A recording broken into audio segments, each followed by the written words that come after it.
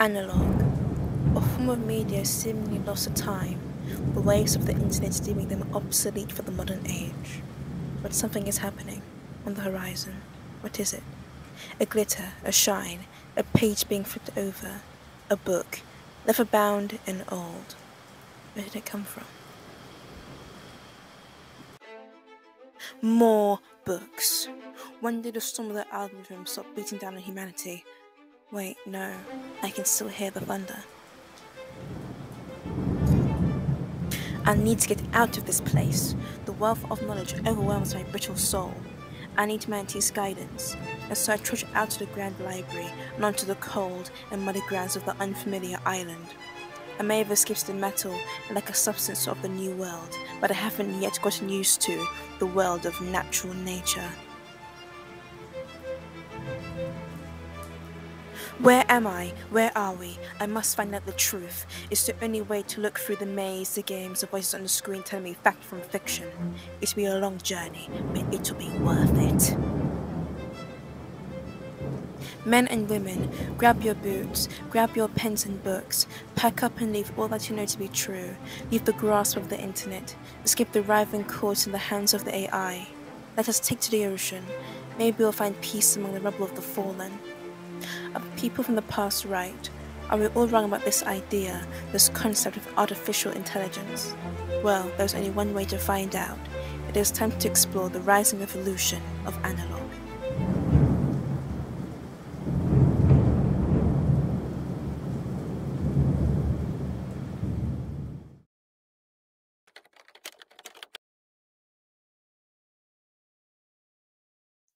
The story begins in 1835 with the very first electrical device, the relay, a device which sends electrical signals via a switch invented by the American inventor Joseph Henry in order to improve the efforts of an electrical telegraph, a telegraph being a device that requires electrical signals to send out coded messages. There is an interesting debate, however, on Joseph Henry's legitimacy, as another, far less known inventor from England by the name of Edward Davy has also been thought to be the true inventor of the relay, as he had a profound understanding of electromagnetism and the workings of the relay. However, he seems to have given up on his dream, hence why Joseph takes a stand as a true inventor. The second important invention has a much more notable impact: radio waves. Like many old inventions, it is disputed as to who really invented it, but the names we need to know are Nikola Tesla, a Marinan for his superior intelligence, and Guglielmo Marconi, the man credited for wireless technology's birth. The latter, Guglielmo Marconi, sent the first wireless Morse code message in 1895, hence why he takes the credit and Tesla ends up being skipped over. The last inventors I see fit to include in this section are Ada Lovelace, a woman who helped create the first coding language for the analytical engine, which was a primitive computer made in 1883 by the inventor Charles Babbage. That's the foundation for the very future of computing and coding sorted. Let's continue on to our main attraction, AI and the Internet. The very first AI was invented by Christopher Strachey, who created a program he called Strachey's Checkers in 1951. As you can probably tell, it was a program designed to master the game of checkers, or draughts as some call it. The program was run on the Ferranti Mark I, a computer at the University of Manchester in England. It was a success. That's a lot of people, and believe me, there are even more in between that all contributed to the invention of a new revolutionary invention, the Internet.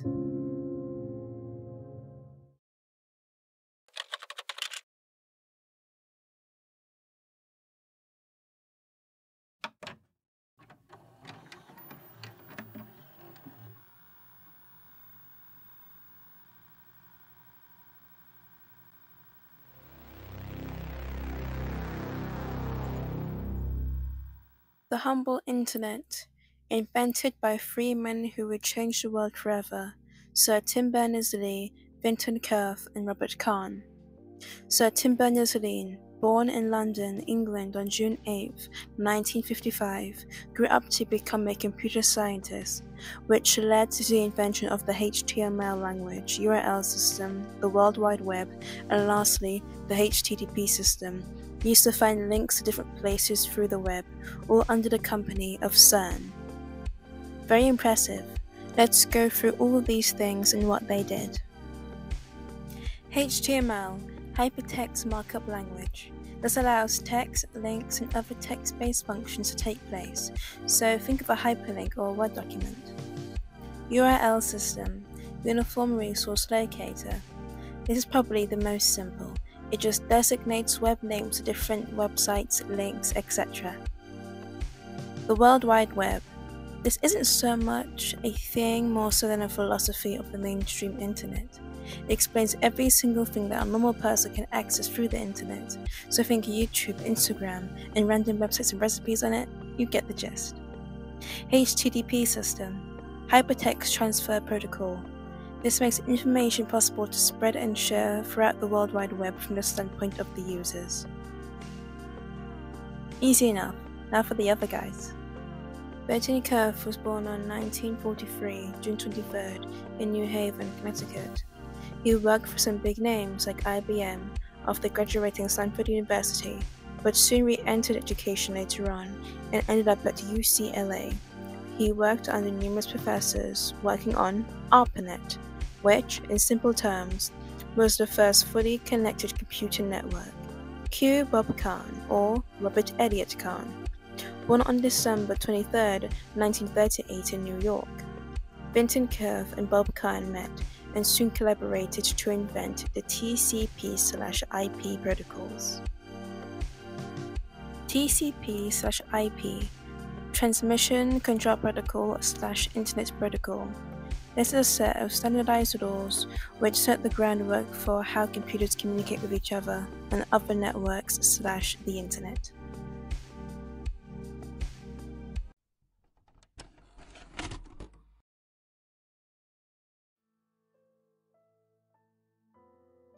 The internet is a strange place.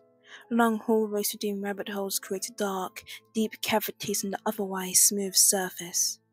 And there's something else there. As much as the gleaming cities of information, wholesomeness, and the wonderful beacons of people have found their grounding, their purpose on it, there's an underbelly. I'm not talking about the dark web either, no. I'm talking about putting on your glasses for the first time in a long time. I'm talking about focusing what lays beyond the glassy penthouses and grand gardens of the good the internet has left us with. The graveyard. The forest where the rabbit holes lay. The absolutely disgusting slums of mindless posting, typing, scrolling, smiling, crying, I'm so sorry for the bad thing I did, attention-seeking, exploitative, loud, barely functioning users of this creation that has changed the world forever.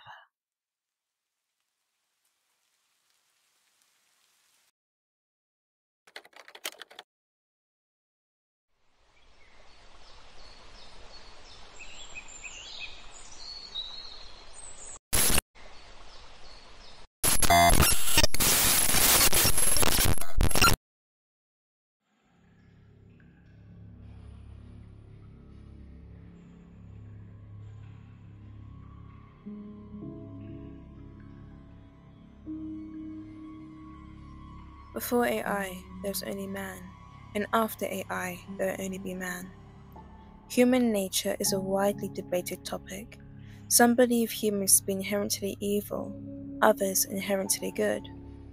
I believe that we are both good and evil, but if God exists, why would He only want us to be left with one? If we do not know good, we do not know evil. If we do not know evil, we do not know good. Good and evil are really human concepts. In nature and the wider universe, they don't seem to exist. Although, that assumes that aliens aren't real and don't have a human level of thinking, but that's not exactly our topic. It's no secret that a lot of bad people exist, however, and they seem to congregate on the internet. A lot. In a way, the internet and the entertainers it provides are a mirrored reality of places like Hollywood, It's just a broke person's version of it, I suppose, a layman's version. From the Bible to philosophy to science, we're trying to figure out how human nature works, and most importantly, why evil exists. Evil is defined as cruelty, unneeded cruelty, abuse, hatred, or for the enjoyment of one person or a group, the one who would deem evil. So what is my point?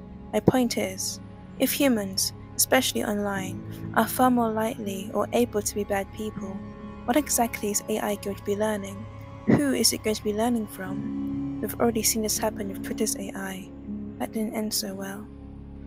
And with more news articles coming up on the horrific things people are making with AI art, we have to wonder, where is this going?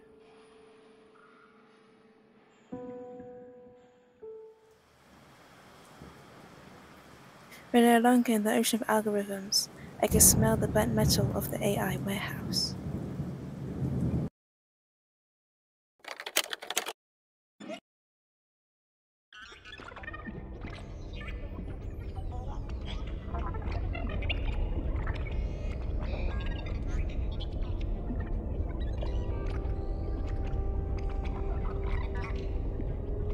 AI, Artificial Intelligence.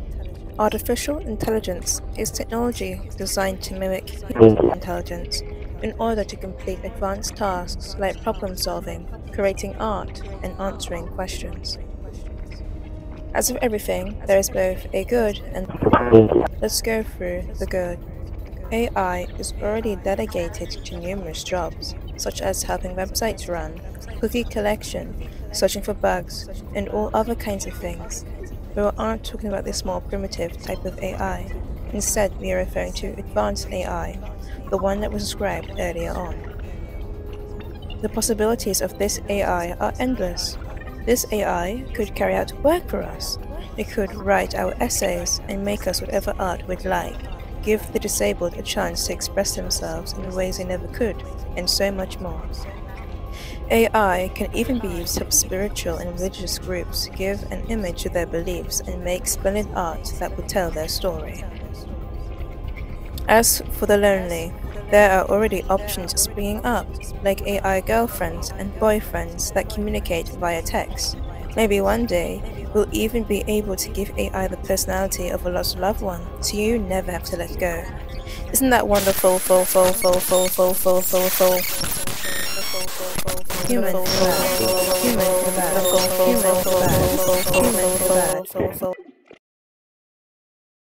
Warning, this video is only to be reviewed by the limited group.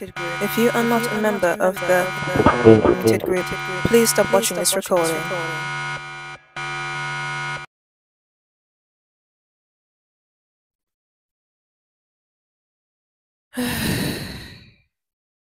And now for the bad. Nothing said in the latter half of this was false, but human nature takes over at some point, doesn't it? Man's creation will always inherit the behavior of it. The question remains, which man is it? Walk with me. The internal fight within AI isn't if it's going to be good or evil. The fight is, what are people going to use it for? How will they utilize all the fun features that it will give them in an era where purpose, drive, and intelligence are at an all-time low? I don't think it will be good. I would explain.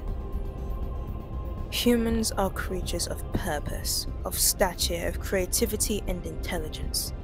We use these blessed gifts in order to survive, to learn, and to generally make things better. All in all, this is a good thing, because none of us would be alive if we didn't have these traits. But there is one problem. Humans can also be cruel, arrogant, stupid, and if we were raised in such a way where we never even got to use the gifts our ancestors had passed down, we stagnate and become desperate for meaning, for love, for approval. We live in a world that isn't crafted for the masses to genuinely enjoy life, to enjoy their own vast minds. No. That privilege is only there for people who have a deeper urge to find it for themselves. Not even all the elites of this world possess it. And thus it makes it something extremely special.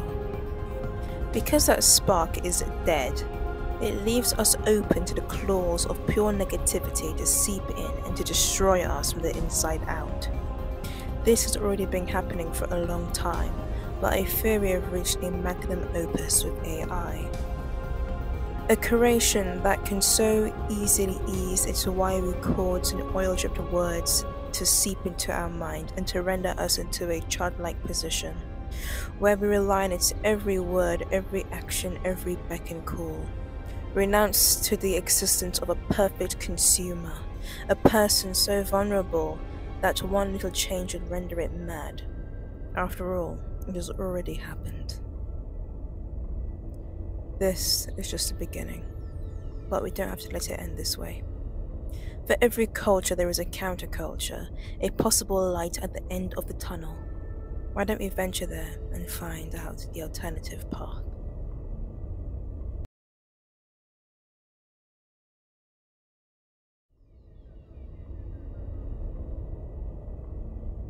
The smoke has parted. I can see the cringing and rattling heart of the AI. It's disgusting. Oil surrounds it, corroding itself from the inside out. The wires spark with exposed electricity, and the laughter and screaming silently echoes through the hallways of the users. It's time to leave.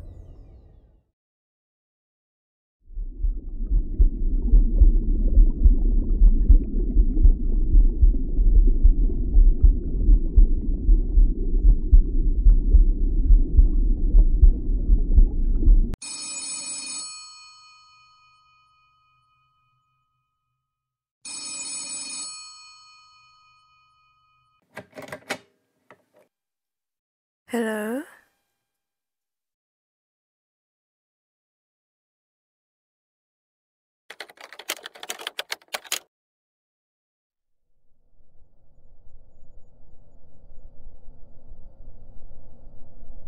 Analogue has existed ever since humanity started to paint on old cave walls.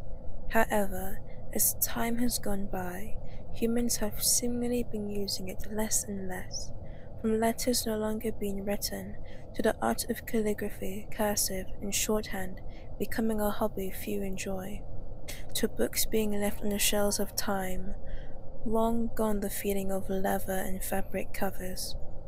A lot of things that were normal for thousands of years seem to be falling in the background, all in favor for the faster and cheaper methods, text messaging and audiobooks in this case. I do not say this to be a grouch of modern tech, for I understand that all things have their uses. For example, the blind and those who suffer from extreme dyslexia can easily enjoy stories in forms of audiobooks. But for the rest of us, I believe there is a benefit to doing things more traditionally. Let's take learning how to write in cursive, for example. It's quite the journey, but one that I ended up taking a few years ago. It teaches someone how to relax their wrists, make beautiful swirls that come to life. It teaches one delicate movements that make or break attractive writing. It creates a language far more expressive than the simple typed text or print letters. No matter the message, it creates a sense of awe and conjures up feelings of admiration for the writer, all because of how attractive the writing is. Now imagine getting a letter from someone who put that much care into it. Wouldn't you treasure it? It isn't as trivial as a bill or a small parcel.